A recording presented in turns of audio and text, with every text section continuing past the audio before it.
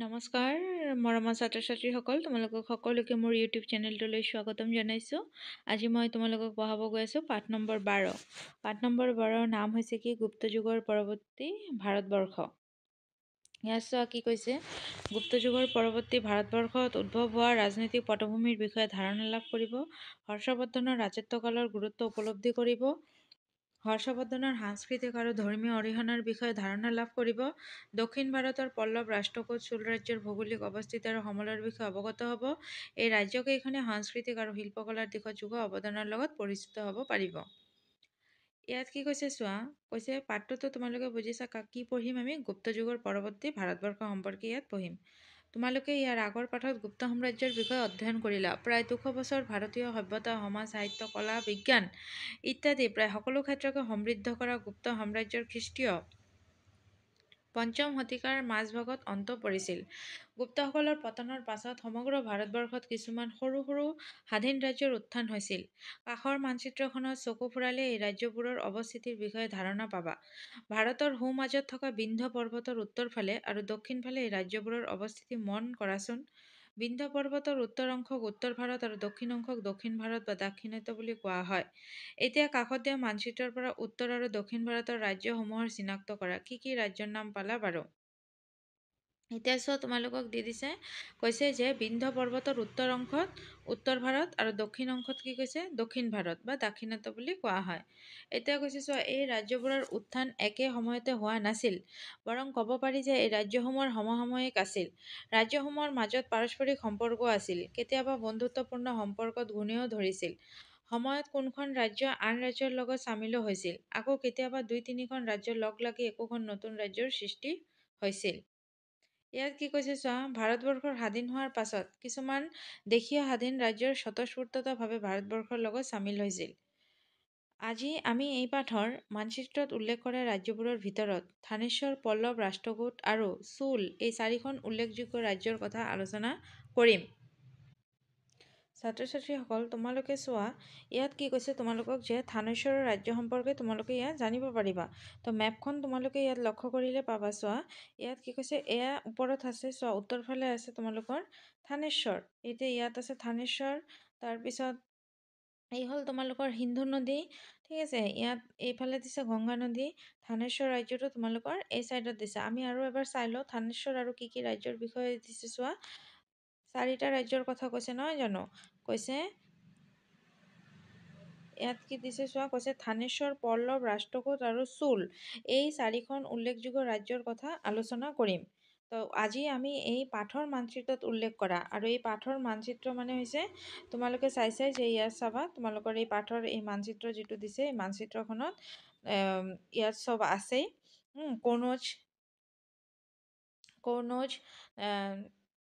কনৌজ, পাটলিপুত্ৰ, তাৰপিছত গান্ধাৰ, এইফালে আছে মালৱ, ৰাষ্ট্ৰকূট, এই ৰাষ্ট্ৰকূটৰ কথা কৈছে। ইয়াত আছে, ইয়াৰ ৰাষ্ট্ৰকূট আছে, ইয়াৰ লগত তোমাৰ চোৱা ৰাষ্ট্ৰকূট আছে।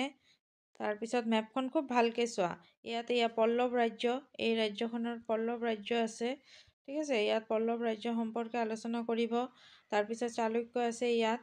তো এইটো হ'ল বিন্ধ্য পৰ্বত, যিটো কৈছে বিন্ধ্য পৰ্বতৰ উত্তৰৰ ফালটো কি হ'ব, উত্তৰৰ ফালটো হৈছে উত্তৰ ভাৰত, আৰু এই ফালত হৈছে কি, এইটো চাইড হৈছে দক্ষিণ ভাৰত, ঠিক আছে, দাক্ষিণাত্য। তো এইকেইটা আমি ইয়াত থকা এই ৰাজ্যসমূহৰ বিষয়ে, ইয়াত থকা এই ৰাজ্যসমূহৰ বিষয়ে আমি এতিয়া এই পাঠটোত পঢ়িম। তো এতিয়া আহা তোমালোকে চাবা যে বাকী কি কি কৈছে, ঠিক আছে। মইতো তোমালোকক ধুনীয়াকৈ ইয়াত বুজাই দিলোঁ। এতিয়া চোৱা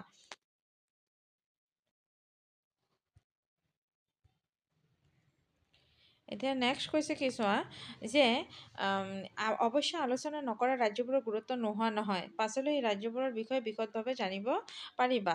এতিয়া কৈছে চোৱা থানেশ্বৰ ৰাজ্য আৰু হৰ্ষবৰ্ধন। কাষৰ মানচিত্ৰখনত থানেশ্বৰ ৰাজ্যখন দেখিছানে? খ্ৰীষ্টীয় 580 পুষ্যভূতি বংশৰ ৰজা প্ৰভাকৰ বৰ্ধনে এই ৰাজ্যখন প্ৰতিষ্ঠা কৰিছিল। খ্ৰীষ্টীয় 580 পুষ্যভূতি বংশৰ ৰজা প্ৰভাকৰ বৰ্ধনে এই ৰাজ্যখন প্ৰতিষ্ঠা কৰিছিল। বৰ্তমান হৰিয়ানা প্ৰদেশৰ আশে-পাশে থানেশ্বৰ ৰাজ্যখন অৱস্থিত। তো এইটো কিন্তু ভেৰি ইম্পৰ্টেণ্ট দেই, যে হাৰিয়ানাৰ আশে-পাশে থানেশ্বৰ ৰাজ্যখন অৱস্থিত। আজিৰ পৰা প্ৰায় ১৩০০ মান বছৰ আগতে এই ৰাজ্যখনত হৰ্ষবৰ্ধন নামৰ এজন প্ৰতাপী ৰজাই ৰাজত্ব কৰিছিল। কোন ৰজাই ৰাজত্ব কৰিছিল? হৰ্ষবৰ্ধন নামৰ। ক'ত ৰাজত্ব কৰিছিল? থানেশ্বৰ। এই থানেশ্বৰ নামৰ জেগাটোত কোনে ৰাজত্ব কৰিছিল? হৰ্ষবৰ্ধনে ৰাজত্ব কৰিছিল। এই তোমালোকে এনেকে সৰু সৰুকে ভাঙি ভাঙি পঢ়িবা, তেতিয়া মনত থাকিব। ঠিক আছে। তাৰপিছত কি কৈছে? গুপ্ত সাম্ৰাজ্যৰ পতনৰ পাছত থান বান হোৱা ভাৰতক তেওঁ পুনৰ শক্তিশালী ৰূপত গঢ়ি তুলিছিল। কোনে গঢ়ি তুলিছিল? হৰ্ষবৰ্ধনে গঢ়ি তুলিছিল। নেক্সট কি কৈছে চোৱা, হৰ্ষবৰ্ধনৰ বিষয়ে আমি বাৰু কেনেকৈ আৰু ক'ৰ পৰা জানিব পাৰোঁ জানানে? তেওঁ ৰাজকবি মানে কাৰ ৰাজকবি? হৰ্ষবৰ্ধনৰ ৰাজকবি। এই ইয়াত যে কৈছে তেওঁৰ ৰাজকবি বাণভট্টই লিখিত হৰ্ষচৰিত, চীনা পৰিব্ৰাজক হিউৱেন চাঙৰ বিৱৰণী, চীন দেশৰ লেখক হুই লিয়ে লিখা হিউৱেন চাঙৰ জীৱনী, সেই সময়ৰ প্ৰতিলিপি, শিলালিপি, এইবোৰৰ পৰাই আমি হৰ্ষবৰ্ধনৰ বিষয়ে জানিব পাৰোঁ। সেইবোৰে হৰ্ষবৰ্ধনৰ বিষয়ে জানিব পাৰোঁ। এতিয়া চোৱা কি কৈছে যে ৰাজকবি বাণভট্টই লিখা হয়। এতিয়া বাণভট্টই কি লিখিছিল? বাণভট্টই লিখিছিল তোমাৰ হৰ্ষচৰিত। বাণভট্টই কি লিখিছিল? লিখিছিল হৰ্ষচৰিত।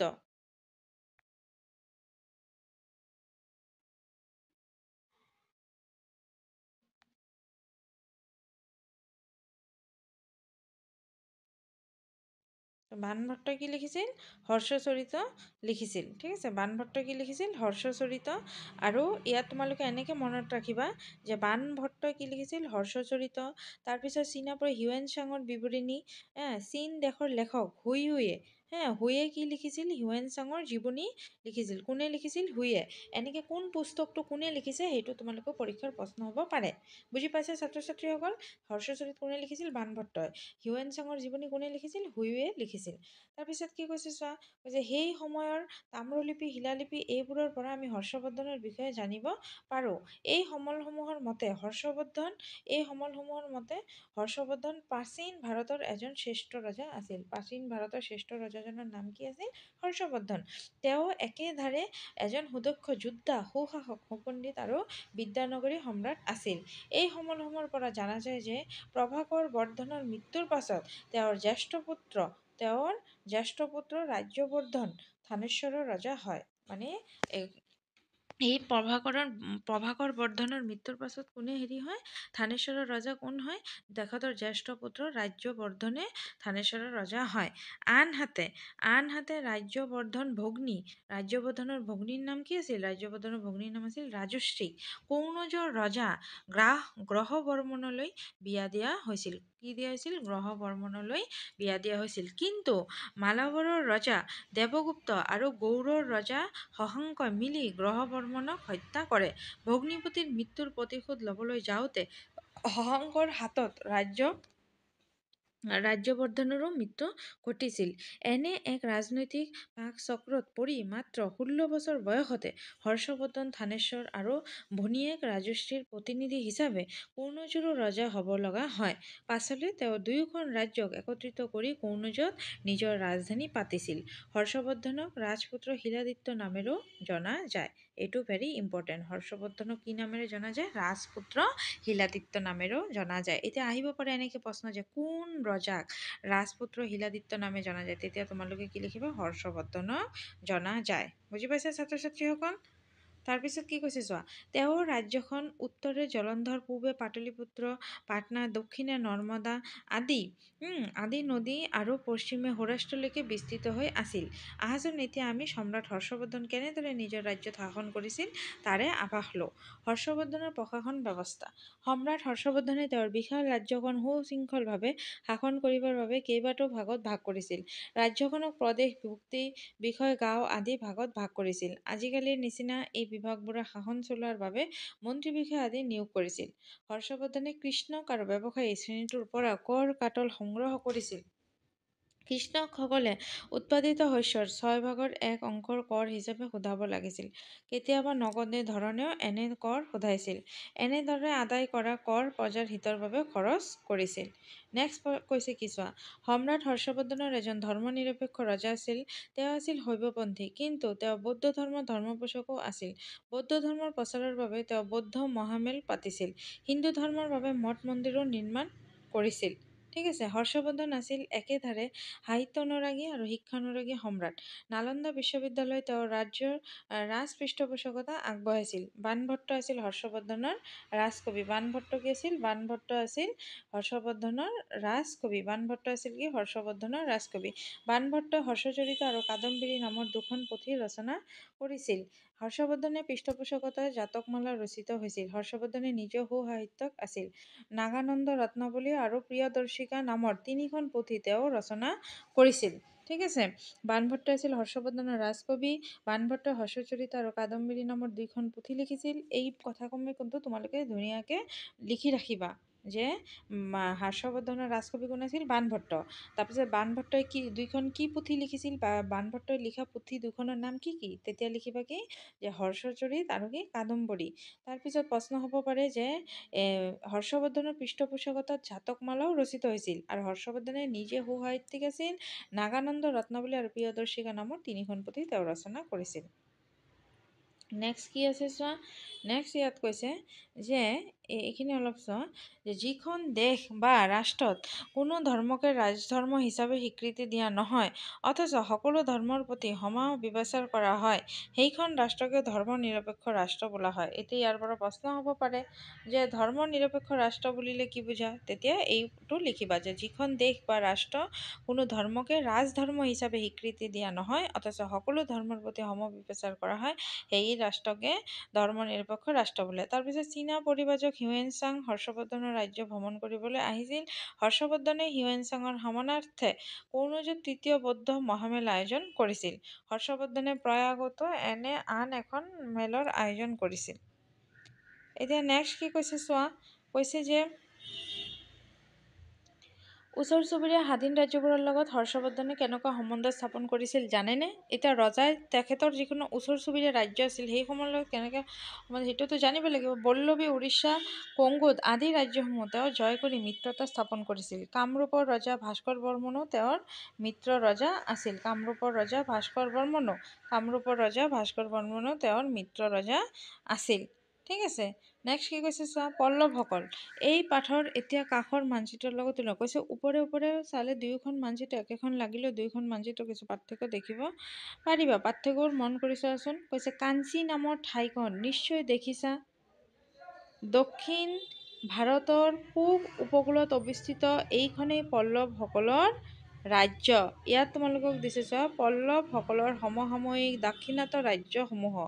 ইয়াত মেপটোত তোমালোকক বুজাব বিচাৰিছে এইটো হ'ল, ইয়াত হৈছে চোল, ইয়াত হৈছে পল্লৱ, এইটো হৈছে কাঞ্চী। দেখিছানে? এই কাঞ্চী ৰাজ্যখনৰ কথা আমাক ক'ব বিচাৰিছে। কৈছে কাঞ্চী নামৰ ঠাইখন নিশ্চয় দেখিছা। তোমালোকে ইয়াত দেখিলানে? এইটো হ'ল কাঞ্চী। দক্ষিণ ভাৰতৰ পূব উপকূলত অৱস্থিত। এইটো হৈছে এই তলৰ ফালটোক সদায় দক্ষিণ চাইড বুলি কোৱা হয়। তোমালোকক এনেকৈ জানাই পূৰ্ব পশ্চিম, এই ওপৰৰ ফালটোক কি বুলি কোৱা হয়? নৰ্থ, আৰু এইটো কি বুলি কোৱা হয়? চাউথ। ঠিক আছে, আৰু এই ফালটো কি বুলি কোৱা হয়? এইটোক হৈছে ইষ্ট, এইফালে হৈছে ৱেষ্ট। এইটো হৈছে ইষ্ট আৰু এইফালটো হৈছে ৱেষ্ট, মানে পূব ফাল। তো এই ফালটো আমাৰ পৰিল কি? পূব ফাল। ঠিক আছে, দক্ষিণ পূব আৰু তো এই ইয়াৰ ব্যাপাৰে তোমালোকক এতিয়া কৈছে যে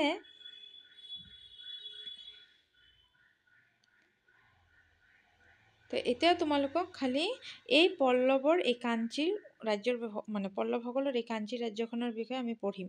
কৈছে শিল্পকলা, সাহিত্য, সংস্কৃতি আদিলৈ পল্লৱসকলৰ অৱদান উল্লেখনীয়। খ্ৰীষ্টীয় ৩য় আৰু ৪ৰ্থ শতিকাত পল্লৱসকলে দক্ষিণ ভাৰত এখন শক্তিশালী ৰাজ্য প্ৰতিষ্ঠা কৰিছিল, যিটো কাঞ্চীপুৰম বুলি কোৱা হয়। মানে এই এইটো কি বুলি কোৱা হয়? কাঞ্চীপুৰম বুলি কোৱা হয়। কাঞ্চীপুৰম পল্লৱসকলৰ ৰাজধানী আছিল। সেই যুগৰ লিখনিবোৰত পল্লৱসকলৰ ৩৬জন ৰজাৰ নাম পোৱা যায়। নৰসিংহ, ব্ৰহ্মণ, এই বংশৰ শ্ৰেষ্ঠ ৰজা মানে পল্লৱসকলৰ শ্ৰেষ্ঠ ৰজাৰ নাম কি আছিল? নৰসিংহ ব্ৰহ্মণ। পল্লৱসকল মূলতঃ তামিল জনগোষ্ঠীৰ লোক আছিল। কি জনগোষ্ঠীৰ লোক আছিল? তামিল জনগোষ্ঠী। তো তোমালোকৰ ইয়াৰ পৰা দুইটা প্ৰশ্ন বনি আছে। এটা হ'ল যে পল্লৱসকলৰ শ্ৰেষ্ঠ ৰজাজনৰ নাম কি? নৰসিংহ বৰ্মন। পল্লৱসকলে কোন জনগোষ্ঠীৰ লোক আছিল? তামিল জনগোষ্ঠীৰ লোক আছিল। কৈছে তোমালোকে কেতিয়াবা দক্ষিণ ভাৰতত থকা মন্দিৰসমূহ দৰ্শন কৰিছানে? তালৈ গ'লে সপ্তম শতিকাত পল্লৱসকলে নিৰ্মাণ কৰা মন্দিৰসমূহ দেখিবলৈ পাবা। যদি তোমালোকে এই দক্ষিণ ফালে যদি যোৱা তেতিয়াহ'লে যদি তোমালোকে এই অংশসমূহত যোৱা তেতিয়াহ'লে পল্লৱসকলে নিৰ্মাণ কৰা মন্দিৰসমূহ তোমালোকে দেখিবলৈ পাবা। তাৰপিছত কি কৈছে চোৱা, তালৈ গ'লে সপ্তম শতিকাত পল্লৱসকলে নিৰ্মাণ কৰা মন্দিৰসমূহ দেখিবলৈ পাবা। মহাবলীপুৰম মন্দিৰসমূহ দেখিবলৈ ৰথৰ দৰে। এই মন্দিৰবোৰক ৰথ বোলা হয়। এখন পাহাৰ কাটি ৰথৰ দৰে সজা এই ৰথ বা মন্দিৰবোৰক ধৰ্মৰাজ ৰথ, ভীম ৰথ, অৰ্জুন ৰথ, দ্ৰৌপদী ৰথ বোলা হয়। মনত ৰাখিবা, পল্লৱসকলে শিল্প ভাস্কৰ্য বিকাশৰ ক্ষেত্ৰত দ্ৰাবিড় শিল্পকলাৰ নাম এটি নতুন শিল্পৰীতি প্ৰচলন কৰে। পল্লৱসকল অতি ধাৰ্মিক আছিল। তেওঁলোকে বহুতো হিন্দু মন্দিৰ, বৌদ্ধ বিহাৰ নিৰ্মাণ কৰিছিল। পল্লৱসকলৰ আন দুটা অৱদান হ'ল সাহিত্য চৰ্চাত সংস্কৃত ভাষাৰ প্ৰয়োগ আৰু বৈষ্ণৱ আৰু শৈৱ সাহিত্যৰ বিকাশ। অষ্টম শতিকাৰ ধৰ্ম সংস্কাৰ আন্দোলনৰ ভেটি পল্লৱসকলৰ দিনতে গঢ়ি উঠিছিল। কাঞ্চী বিশ্ববিদ্যালয় সেই সময়ত দাক্ষিণাত্যৰ শিক্ষা কেন্দ্ৰত পৰিণত হৈছিল। সামুদ্ৰিক শক্তি হিচাপে পল্লৱসকলৰ বিখ্যাত আছিল। সামুদ্ৰিক শক্তি হিচাপে পল্লৱসকল কি বিখ্যাত আছিল? তৰ্কশাস্ত্ৰবিদ, ন্যায় ভাষ্য প্ৰণেতা বাৎসায়ন সম্ভৱতঃ কাঞ্চী বিশ্ববিদ্যালয়ৰ পণ্ডিত আছিল। তামিল সাহিত্যৰ বিভিন্ন গ্ৰন্থত উল্লেখ থকা অনুসৰি পল্লৱসকলৰ লগত বৰ্তমান শ্ৰীলংকাৰ ঘনিষ্ঠ সম্পৰ্ক আছিল। শ্ৰীলংকাৰ কিন্তু আগত বহুত ঘনিষ্ঠ সম্পৰ্ক আছিল। নেক্সট আহিল কি এতিয়া? ৰাষ্ট্ৰকূট। এইখিনিতে আকৌ এবাৰ হিপিথিৰ মানে 12.3 তোমালোকে যে মানচিত্ৰটো অলপ আগত দেখিলা 12.3 মানে কোন মানচিত্ৰটো জানা? চোৱা, এই মানচিত্ৰটো হৈছে 12.3। এই মানচিত্ৰখনৰ কথা কোৱা হৈছে। কৈছে কি যে দাক্ষিণাত্যৰ পশ্চিম উপকূলত বৰ্তমান গুজৰাট প্ৰদেশৰ তলফালে নৰ্মদা নদীৰ পৰা কৃষ্ণা আৰু তুংগভদ্ৰা নদীক স্পৰ্শ কৰাকৈ এখন ৰাজ্য দেখিছানে? এইখন হৈছে ৰাষ্ট্ৰকূট ৰাজ্য। তো ছাত্ৰ ছাত্ৰীসকল তোমালোকে মানচিত্ৰখনত মন কৰাচোন, ৰাষ্ট্ৰকূট ৰাজ্যখন ক'ত আছে? এইটো চোৱা ৰাষ্ট্ৰকূট ৰাজ্য। এই যে নৰ্মদা নদী, তাপ্তি নদী আৰু ইয়াত হৈছে ৰাষ্ট্ৰকূট ৰাজ্য। ইয়াত কিন্তু বৰ্তমান আমাৰ গুজৰাট ৰাজ্যখন আছে। তো এই ৰাজ্যখনৰ কথা এতিয়া আমি পঢ়িম। ইমান সময় আমি পল্লৱসকলৰ কাঞ্চীৰ কথা পঢ়িলোঁ, এতিয়া আমি ৰাষ্ট্ৰকূটৰ বিষয়ে পঢ়িম। ঠিক আছে?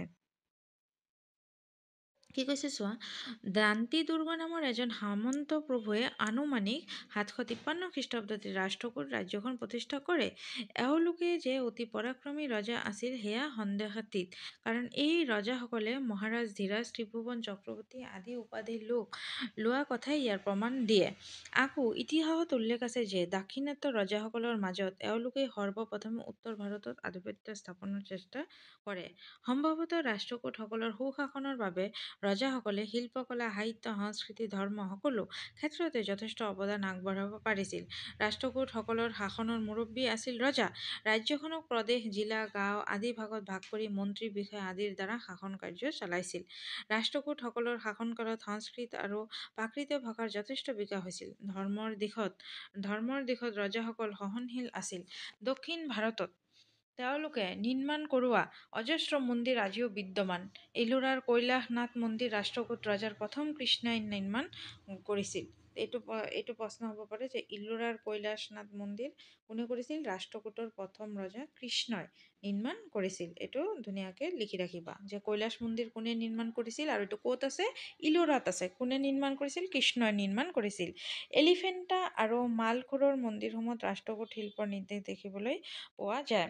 ৰাষ্ট্ৰকূটসকলৰ শাসনকালত উপকূলীয় অঞ্চলবোৰত ইছলামধৰ্মী লোকসকলে বহুতো মছজিদ সজাইছিল। গুৰুত্বপূৰ্ণ কথা হ'ল যে ৰাষ্ট্ৰকূট শাসকসকলে কিন্তু এই কাৰ্যত কোনো হস্তক্ষেপ কৰা নাছিল। ইয়ে তেওঁলোকৰ সহনশীলতাৰ উৎকৃষ্টতাৰ নিদৰ্শন বুলি ধাৰণা কৰিব পাৰি। মানে বহুত সহ্যশীল মানুহ আছিল।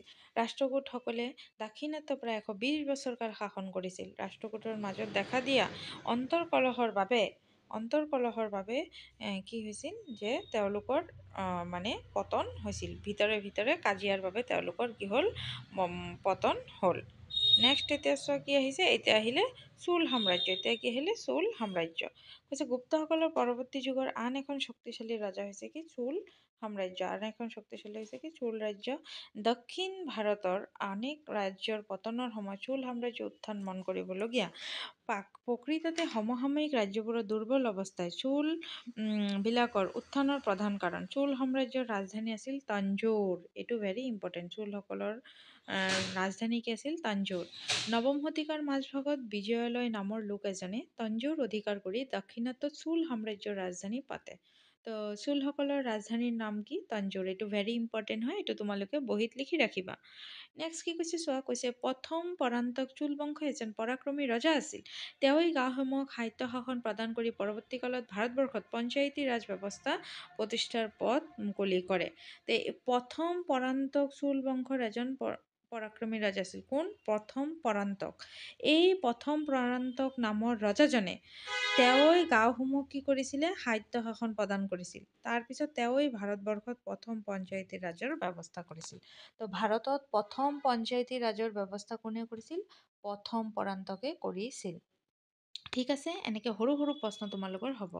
নেক্সট কৈছে চোল বংশৰ শ্ৰেষ্ঠ ৰজাজনৰ নাম আছিল ৰাজাৰাজ। কি আছিল? ৰাজাৰাজ। চোল বংশৰ শ্ৰেষ্ঠ ৰজাৰ নাম কি? ৰাজাৰাজ। তেওঁ কেৰল, পাণ্ড, চালুক্য আদি ৰাজ্য জয় কৰিছিল। তেওঁ কি কৰিছিল? কেৰল, পাণ্ড, চালুক্য আদি ৰাজ্য জয় কৰিছিল। তেওঁ সিংহল দ্বীপৰ উত্তৰাঞ্চল আৰু মালয় দ্বীপপুঞ্জ অধিকাৰ কৰিছিল। তেওঁ চীন দেশলৈ কটকী পঠাইছিল। কি পঠাইছিল? কটকী পঠাইছিল চীন দেশলৈ। তঞ্জোৰত তেওঁ নিৰ্মাণ কৰা ৰাজেশ্বৰ মন্দিৰৰ এটা অপূৰ্ব নিখুঁত তামিল মন্দিৰ ক'ত আছে? এইটো তঞ্জোৰত আছে। ইয়াত কিন্তু বহুত ইম্পৰ্টেণ্ট প্ৰশ্ন আছে। এই ৰাজেশ্বৰ মন্দিৰ ক'ত আছে? তঞ্জোৰত আছে। এইটো কোনে নিৰ্মাণ কৰিছিল? প্ৰথম পৰান্তক ৰজাই নিৰ্মাণ কৰিছিল। কৈছে ৰজা ৰাজৰ যোগ্য পুত্ৰ ৰাজেন্দ্ৰ শাসন কালত গংগাই কুণ্ডচোল পুৰম নামে এখন নগৰ নিৰ্মাণ কৰা হৈছিল। এই গংগাই কুণ্ডচোল নাম কোনে নিৰ্মাণ কৰিছিল? ৰাজেন্দ্ৰ পুত্ৰ ৰাজেন্দ্ৰ। কাৰ পুত্ৰ আছিল? প্ৰথম পৰান্তকৰ। পাছলৈ এইখনে চোল ৰাজ্যৰ ৰাজধানী হয়। পাছতেই চোল ৰাজ্যৰ ৰাজধানী হৈছিল। তো চোল ৰাজ্যৰ ৰাজধানী কি আছিল? চোল ৰাজ্যৰ ৰাজধানী আছিল এইটো গংগাই কুণ্ডচোলপুৰম। ঠিক আছে, বুজি পাইছা? নেক্সট আহিল চোলসকলৰ এতিয়া শাসন ব্যৱস্থা। এতিয়া আমি চোলসকলৰ শাসন ব্যৱস্থা সম্বন্ধে পঢ়িম। কি কৈছে চোৱা, কৈছে চোল শাসন ব্যৱস্থাত কৃষ্ণসকল এটি বিশেষ স্থান আছিল। কৃষ্ণসকলৰ বসতি স্থলসমূহক উৰ নামেৰে নামকৰণ কৰা হৈছিল। এইবোৰ আমাৰ গাঁও সদৃশ্য আছিল। কেইবাখনো উৰ একত্ৰিত কৰি একোখন নাডুৰ সৃষ্টি কৰা হৈছিল। গাঁও পঞ্চায়ত আৰু নাডুবোৰে শাসন কাৰ্যত বিশেষ ভূমিকা গ্ৰহণ কৰিছিল।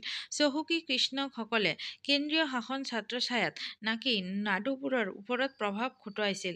আনকি চোল ৰজাসকলে এনেকুৱা চহকী কৃষ্ণসকলক কিছুমান বিশেষ উপাধি প্ৰদান কৰিছিল।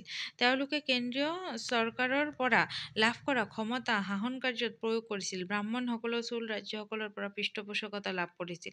তেওঁলোকে ব্ৰাহ্মণসকলক ভূমি দান দিছিল। এই ভূমিবোৰক ব্ৰহ্মদেয় বোলা হয়। ব্ৰহ্মদেয়বোৰৰ চোৱা চিতা কৰাৰ বাবে সভাৰ ওপৰত দায়িত্ব ন্যস্ত কৰা হৈছিল। প্ৰত্নতাত্ত্বিক সমলবোৰত পোৱা তথ্য অনুসৰি ব্ৰহ্মদেয়ৰ সভা, জলসিঞ্চন, মঠ মন্দিৰ, বাগিচা আদি চোৱা চিতা কৰাৰ বাবে বেলেগ বেলেগ সমিতি পাতি লৈছিল।